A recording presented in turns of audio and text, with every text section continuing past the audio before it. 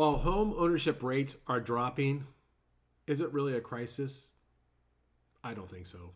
I'm referring to I'm referring to a recent article came out just the end of last week from the National Association of Home Builders, their Ion Housing newsletter, which is excellent. Title of the article is "A Warning Sign: Homeownership Rates Decline to Lowest Levels Since 2019." And they have a graph there, which I'm going to show you in a minute, which really makes it seem alarming.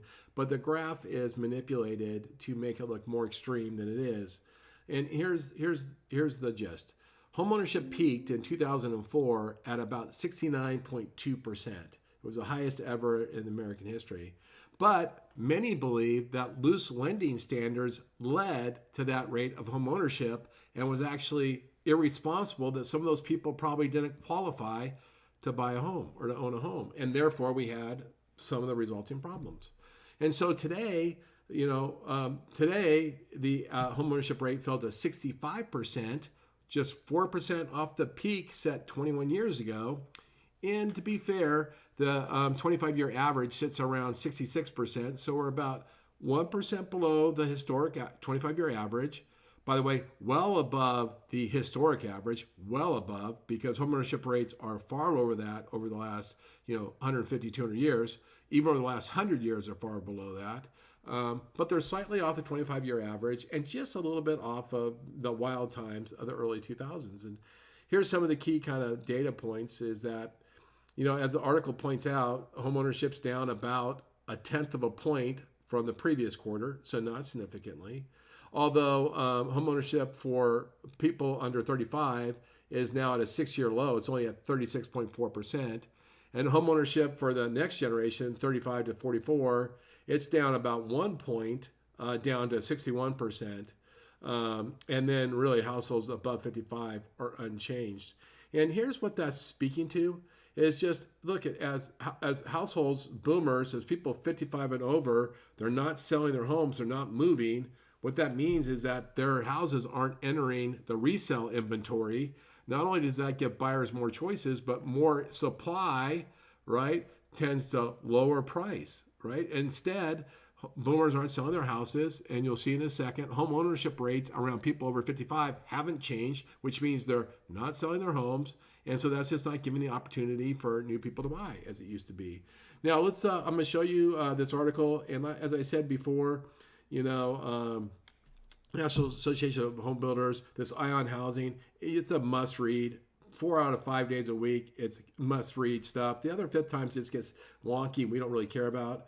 But here we talk about this home ownership rate, right? And see how it looks so steep right here? But notice how big, we're not going from 0 to 69. If the chart was 0 to 69, this would not look that steep. It'd be very, very flat.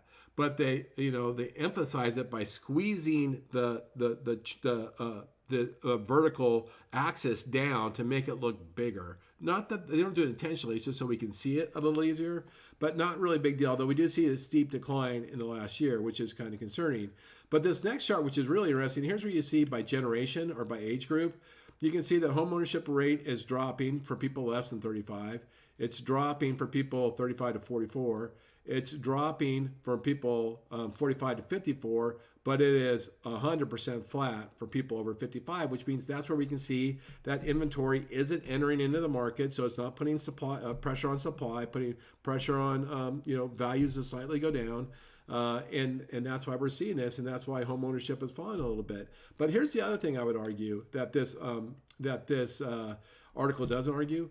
The fact that first-time home buyers are entering the market later, well, they're doing all sorts of life milestones later. They're getting married later. They're having children in life later, right? They're doing all, you know why they're doing these things later? Because they're going to live longer, right? My grandparents had a life expectancy when they were born of somewhere in the mid-50s.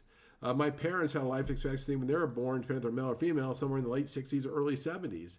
My generation has a life expectancy to be into the 80s. A child today has a life expectancy going into well into their 110s and 120s.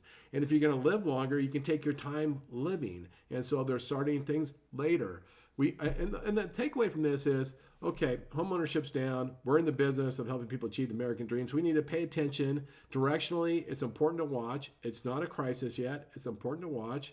And as we watch that, we do our jobs, which is to help our clients navigate the affordability challenges. We help them achieve the dream of homeownership responsibly, affordably, right? And we need to just also help, generational transfer of real estate and wealth from real estate, so that the younger generations can get into the opportunities of real estate.